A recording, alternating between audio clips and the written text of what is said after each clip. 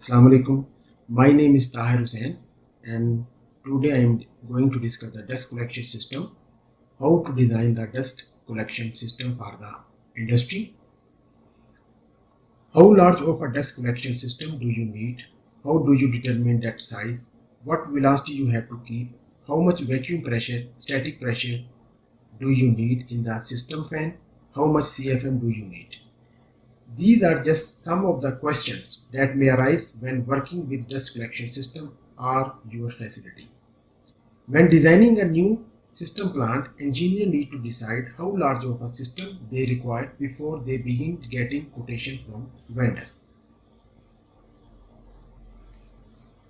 So there are 5 steps to designing an effective and efficient dust collection system. Number 1, first we have to draw the floor plan of the shop for which we are designing the dust collection system. For example, if we have the carpentry shop, we have the pharmaceutical, we have the metal shop, we have to draw first floor plan. This is the first step.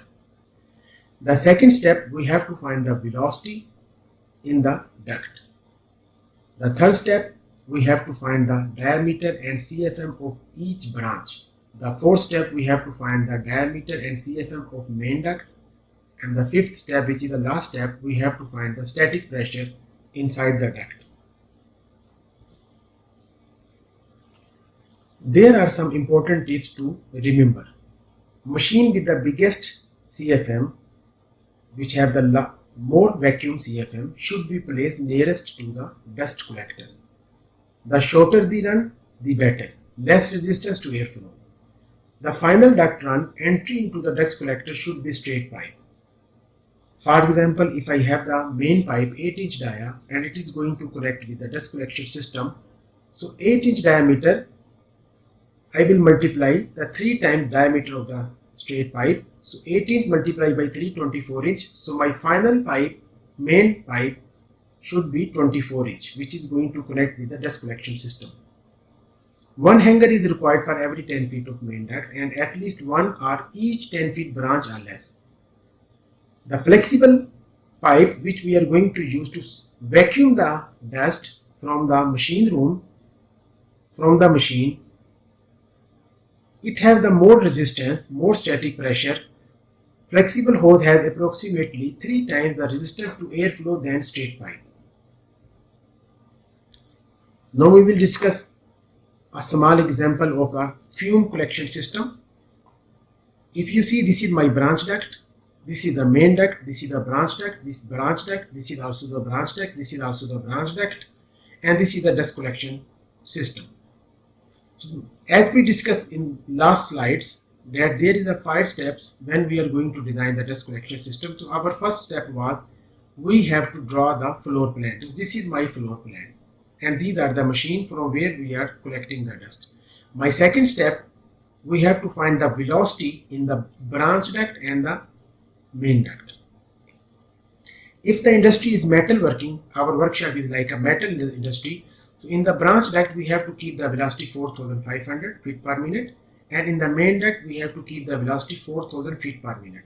If we have the woodworking like a carpentry shop, we have to keep the velocity in the branch duct is 4,000 foot per minute, and in the main duct 3,500 feet per minute. Other light dust like a pharmaceutical industry, we have to keep the velocity in the branches 4,000 feet per minute in these branches and 3,500 feet per minute in the main duct. Our third step, to find the diameter and CFM of each branch. If you see this chart number 2, this is our duct sizes or pipe sizes, and these are the velocities and these are the CFM. For example, if I have the duct size 4-inch dia and it is and I have the carpentry shop, as we discussed in my chart number 1, for the carpentry shop the branch velocity will be 4,000 feet per minute and the main will be 3,500 feet per minute. So for the 4-inch in the branch duct, I will go for the 4,000 feet per minute and CFM will be 350 CFM. If the branch duct is smaller than 3-inch dia, requirement is high velocity vacuum, not what volume dust collection. It is recommended to use a shop vacuum. To find the diameter of the duct, normally the machine have a collar, and there is the collar diameter. It can be 4 inch, it can be 5 inch, it can be 6 inch. So our duct size should be equal to the collar of the machine in inches or any sizes, because here the pipe size are in inches in our chart, so we will calculate in the inches. So we will go our fourth step. The fourth step, we have to find the duct, main duct, dia and the CFM. If you see, this is the duct sizes, this is the velocity, and these are the CFM. For example, if I have 8-inch duct and this is the main duct and this is the carpentry shop, and we know in the carpentry shop we have to keep the velocity 3500 feet per minute, so we will take the CFM 1200 CFM. This is our fourth step. Now we will go our fifth step to calculate the static pressure. Static pressure is resistance to flow caused by friction and the challenging of airflow through round pipe. The total static pressure is several factors added together.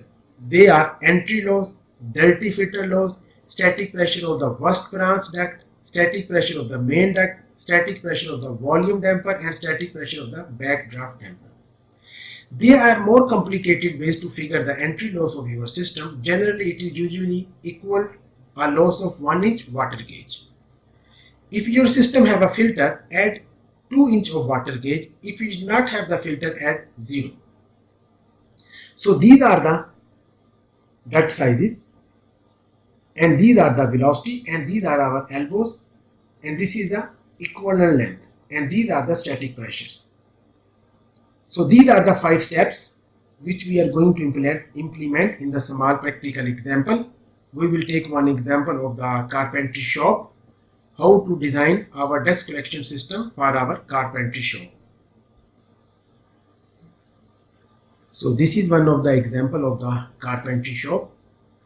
So I have to implement all of these 5 steps in these examples. This is my floor plan. My first step was the floor plan. I have to draw my shop floor plan. This is the dust collector. This is the table saw. This is shaper, radial saw, sander, and floor sweep. If you see these 3 machines, I already highlighted this machine. This machine is called the primary machine, and these 2 machines are secondary machine. Primary machines mean these machines are running all the time, and these are secondary machine which are running maybe weekly once a time. If I want to run this secondary machine which is 4-inch duct size, so I have to close here primary machine who has the 4-inch duct size like this machine shaper and the table saw. Then I can use this machine. I have to close one of this machine. Then I have to run this machine. When we are designing our dust collection system, we are not taking the CFM of this secondary machine. Our design based only on the primary machines. So our second step to find the duct velocity. This is the carpentry shop. In the carpentry shop, this is the chart. This is our chart. If you see the carpentry shop, in the branch we have to keep the duct velocity 4000 feet per minute, and the main duct we have to keep the velocity 3500 feet per minute. So wood dust 4000 feet per minute in branch and 3500 feet per minute in the main duct. Our third step to find the diameter and CFM of each branch and main duct. As I told before, the duct sizes, we have to find the color. What is the color which is attached to the machine? The same color we have to put our branch duct size. You see this one? We will see the table saw how much the collar. In this example, the collar is 4 inch, so our branch duct size will be also 4 inch. So we will calculate first the equivalent length of the fitting and the straight pipe. So first we will see what is the longest way. The longest way of this duct system is this is the longest way. The table saw is the farthest, the worst branch which is far away from the dust collection system. So we will see the straight pipe. How much the straight pipe of this machine is 20 feet. There is 290-degree elbow and 245-degree elbow. This 290-degree elbow. Now we will see the 290-degree elbow, 4-inch dia. This one. So we will come here 4-inch dia. So 4-inch dia, one elbow is 6 feet. So there are 290-degree elbow, it will be 12 feet. So 45-degree, one elbow is 3 feet, two elbow will be 6 feet. The flexible pipe which is connected to this pipe, 4-inch pipe, it is 5 times, it is 3 times of the pipe length. So there is 5 feet length, so you will multiply the 5 feet with 3, it is 15 feet. So total equivalent length will be 53 feet. Now we will calculate the static pressure. If I will come to the 4-inch, this is a 4-inch duct and it is a branch duct. This is the branch duct. So 4-inch in the branch duct we have to keep the velocity 4000 feet per minute for the carpentry shop. So 7-inch is the static pressure per 100 feet. So we have the equivalent length 53 feet. So for the 53 feet the static pressure will be 3.71 inch. Now we will calculate the static pressure in the main duct. This is the 6-inch main duct. So 350 CFM coming from here and 350 CFM coming from here. Here will be 700 CFM. So we will see the 6-inch. This is the 6-inch. First we will see how much the length of the 6-inch from here to here. The 6-inch our length will be 20 feet. So straight pipe will be 20 feet. There is no elbow. Now we will see the static pressure. That's here 700 CFM. So 6-inch. We will go the static pressure, main duct, we should keep the velocity 3500 feet per minute. The static pressure will be 3.5 inch per 100 feet. So for 20 feet, it will be 0.70 inch of static pressure. Then we will calculate the main duct 8-inch.